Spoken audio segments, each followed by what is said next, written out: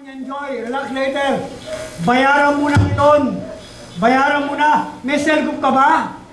Pagka may cell group ka, magano ka na lumago. May mo ba? Maging mabunga. Marami kang mahane. Hindi yung pagka nag-meeting, pastor, dati merong dalawa, ngayon isa na lang. Sino na meeting? Pastor, yung isa, nawala. Di wala ka ng cell group. Opo, pastor.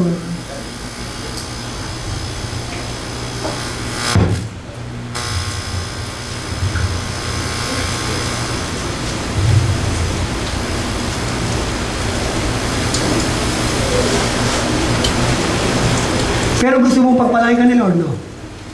Gusto natin. Gusto mong pagpapala, pagsunod ayaw mo. Pag-isipag ayaw mo.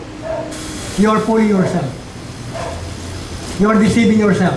At yan ang pinakamahirap. Sabi nga, madaya ka na ng ibang tao, huwag mo lang dayain ang sarili mo. Madaya ka na ng ibang tao. No? Minsan, makalawa, makatlo, makaapat, maka-anim, hindi po pwedeng habang panahon na dadaya ka ng tao. Pero pagka dinadaya mo ang sarili mo, that was so very hard situation. Akala mo, tama ka. Lord, bless me. Lord, I need you. Lord! Magsaling ka muna bago ka umalis. Pay the price.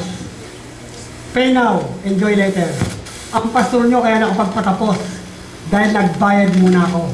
Yung Hebrews 11:1-39, basahin nyo po yun.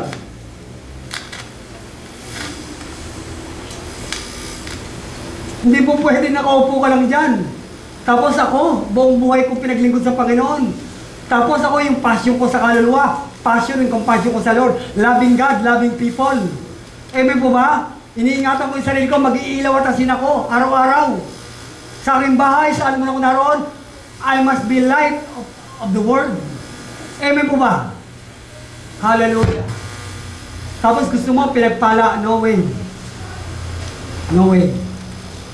No pain, no gain, no cry. Sabi rito, know your God-given identity, calling, inheritance, and destiny. Alamin mo yung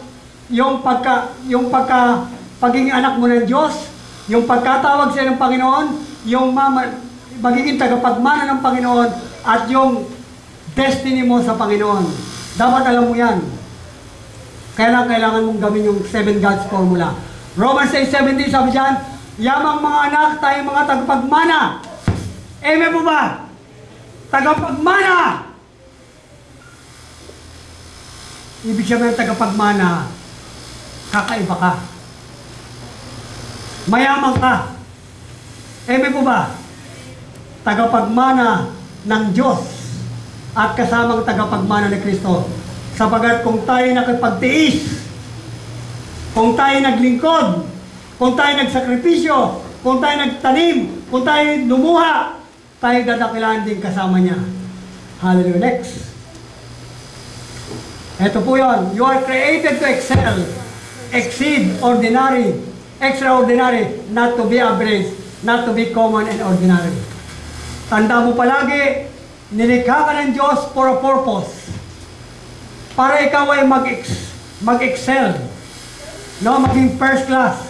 Maging manager, maging businessman, maging mayaman. Hindi sangkay sa tuka, hindi squatter, hindi hinahamak, hindi pinagtatawanan. Amen po ba? Amen. Hallelujah. Ano sabi niya sa 1 Peter 2:9? But you are a chosen race, a royal priesthood, a holy nation, a people for His own possession, that you may proclaim the excellencies of Him who called you out of darkness into His marvelous light. Hallelujah. Ikaw ay tinawag na lahi ng Panginoon. Tinawag kang anak ng Diyos. Tinawag kang lingkod ng Panginoon. Pinili kang lahi ng Panginoon. Ikaw ang isang royal priesthood, a holy nation, a kanyang bayan na kanyang kasama upang maipahayag mo, maipatotoo mo ang lahat ng pinakamabuti sa pagkatawag sa Diyos mula sa kadiliman hanggang sa kaliwanagan. Ang tunay na lingkod ng Panginoon ay pinagpapa ng Diyos upang meron kang ipapatotoo para sa kalwalhatian ng Panginoon. Amen po ba? Eh kung wala kang pagpapala, ano patotoo mo? Tapos pupunta ka sa church, para kang sisiw, may sipon. Ang awit na, kasama natin ang Diyos. Kasama natin ang Diyos. No, hindi ka pa Kristiyano, sisiw ka. Ngayon, agila ka ng Panginoon. Palakpakan mo ang Diyos. Hallelujah. Okay? Daig na daig ka pa ng mga taong sanlibutan. Si Manny Pacquiao, di ba? Manny Villar, Manny Pangilinan, nag-stress, nag-press. From Jensen, panadero, kumakain ng kamoting kahoy, kumakain ng mais. Ngayon, world title boxer, congressman, businessman, prominent people, influential person, billionaire, from kamoting kahoy, mais, panadero, pumunta ng Malabon, nag-training, nangarap, may narating. How much more? Ikaw, anak ka ng Diyos, pinili ka ng Diyos. Amen! You are more than Manny Pacquiao. You are more than Manny Villar, Manny Pangilinan. You are a child of God. You are chosen. You have a destiny. Amen po ba? Amen po. Kaya dito po, yung mga magulang, huwag kayong manglupay-pay, suportahan yung mga anak nyo. Amen po ba? Ikaw ang dapat maging Abraham, maging Isaac na. Si Joyce Meyer, kilala nyo? Joyce Meyer, dati po yung bata yun, na-rape yun. Na-rape siya, parang wala na siyang self-esteem, wala na siyang makitang hope, pero tinawag siya ng Panginoon na-restore yung kanyang self-esteem, na-restore yung kanyang identity, na-restore yung kanyang purpose ng God sa kanyang buhay. Joyce Meyers, sabi niya nga, I was raped, but thank God, now I'm a child of God. I'm pursuing my destiny. Amen po ba? Hallelujah. Yun namang mga estudyante rito. Ayan, katulad ni Alvin, no? Pine-pressure ko yan. Hindi ka lang tapos na education, mag-master ka, pagpatuloy yung pangarap maging law. Kaya meron tayo dapat maging lawyer. Amen? Hindi mga loko. Amen po ba? Dapat I pray for this church, dapat meron tayo sa ating government. Merong mga Nehemiah, merong mga Daniel, may Joseph, may David. Amen po ba? Hindi yung ano tayo. Bibigyan natin sa mga sanlibutan. Amen! Si Alvin, Melvin, sabi ko, mag-master ka. Huwag lagi ka sa call center. Yung anak ko rito wala, sabi ko, magnegosyo kayo. Ikaw, you have a great opportunity. Pagsakay mo isang business, isang contract, isang business, you will be a millionaire. Amen po ba? Madali ba? Madali. Dahil, kasama natin ang Diyos. Kasama natin ang Diyos. Kasama natin ang Diyos. Amen. Hallelujah. Glory to God. Purihin ang Diyos. Okay? Nakinig, ito, alis ako sa inyo, nung Friday yata, nanood ako ng Will Time, Big Time talaga. Tapos doon may interview, nakatapos ng mga board passer, lawyer now. Lawyer, alam niyo yung mga magulang, balot vendor. Nakapagpatapos ng lawyer. Tagay-Ilocos to. Kaya ang iyakan nilang mag-ina eh. Pag may pangarap ka, may mararating ka. Pag gusto mo, may paraan. Pag gusto mo, mararating mo. Amen po ba? Yung isa po, lahat na niya ng insurance, tinitinda ko para mapagtapos ko ang anak ko ng abogado, abogasya. At saka, sabi niya, salamat. Bibigyan ako ng numero. Tumatay ako sa wedding, 8-9. Okay, huwag kang tataya sa wedding, ha?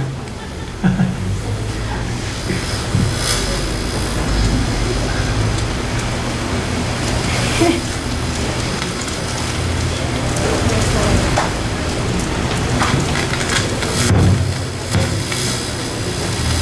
dito I pray, dapat meron dito maging lawyer,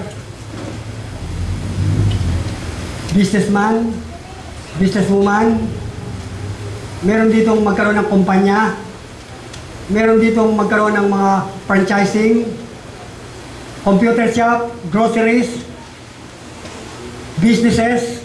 Mangarap po kayo, amen po ba? Hindi yung kakaig na kayo, tutuka. Sa kaig, sa tuka, sa kaig, sa tuka, sa tuka, sa kaig. Amen po ba? How can you be a blessing if you're not blessed? Eh kung sa kaig, sa tuka ka, paano ka magiging blessing? Eh kung may kumpanya ka, kung may negosyo ka, you are a man and women of influence for God. Amen po ba? May dating ka, may magnet ka, may impact ka, may magagawa ka dahil kasama mo ang Diyos na pinapalakpakan natin sa katabaran na ito. Anong pangarap niyo sa mga anak niyo? Ha? Si Angelica, ang puno ng church to. Tumayo ko rito. Naging sample ko to eh. Ang puno ng church to, ito ang pon. Ito sa inyo ngayon, taba, mataba pa sa akin. Inampun lang yan, dito. Kasi ang tatay nito, pasaway, nasulugan, salva tuber sa linsya ko. Salamat sa Diyos umaten, kinuha na ng church. Ngayon nakita nyo, ginagamit ko sa music, nag-aaral. At bukas makalawa yan, professional yan. Mangarap ka. Hindi ka pagtatawanan, magiging negosyante ka ng Panginoon. Yes, nothing is impossible. 7 God's formula. Nakita niyo kung kumanta yan? Ewan ko. Ano ba na? Kasi na, gusto na kung sumay ko sa likod. Ipapractice pala. Thank you, Lord. Ang lakas ng bunga nga. Ay nagme-meditate ako. Hallelujah. Okay, next. Pwede pa ba? Yan. Next. Next na. Okay, ito po yun. Bago tayo magtapos. Negative and bad people, pessimistic gossipers will affect, stop, and paralyze your progress in stretching and pressing your God-given destiny. Yung pong, wag kayong, tandaan nyo po ha, pagpipili kayo ng kasama, pagpipili kayo ng kaibigan, pagpipili kayo ng kakilala, huwag kayong pipili ng negatibong tao. Yung masasamang tao na makaapektuhan kayo, na makapaghihinto sa inyo, makapagpaparalyze sa inyo para sa layunin ng Diyos na magandang buhay, magandang pamilya, at magandang kinabukasan ng buhay nyo. Hallelujah. Huwag kang pipili. Alam niyo ako, even me, I'm a pastor. Maski pastor, sabi mo, pastor ako eh. I know him more. Hindi porke pastor, kaibigan ko. No, they are only my colleagues, not my friend. Ilan lang ang pastor friend ko. Pastor Emong, yes, he was my friend. Kaya nung may sakit si baby from Nabota sa Cavite, nagulat kami, binibisita kami.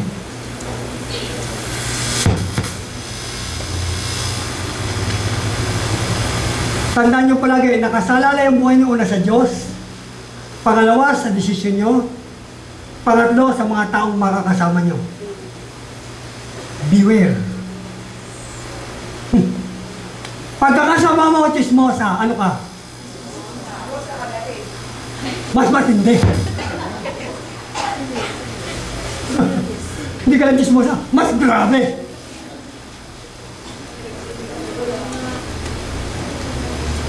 Pagkakasama mo, wow! Ano matalino ako? Si kasama ko, bobo. Bobo, bobo. Pag estudyante ka, maski average ka, sasama ka sa matalino. Iron sharpens iron. Proverbs 27:17. Ang bakal, nagpapalalim sa kapag-bakal. Ang kaibigan, nagiging impluensya sa kapwa-kaibigan. Hindi ka marunong manigalyo, sumama ka sa ninigalyo. Adik ka. Totoo ba yan, hindi? May pinanganak bang marunong manigalyo? May ako nga, yun ako eh. Yung buhay ko sa Wawa, kaya sa Wawa wala akong kaibigan dyan. No way.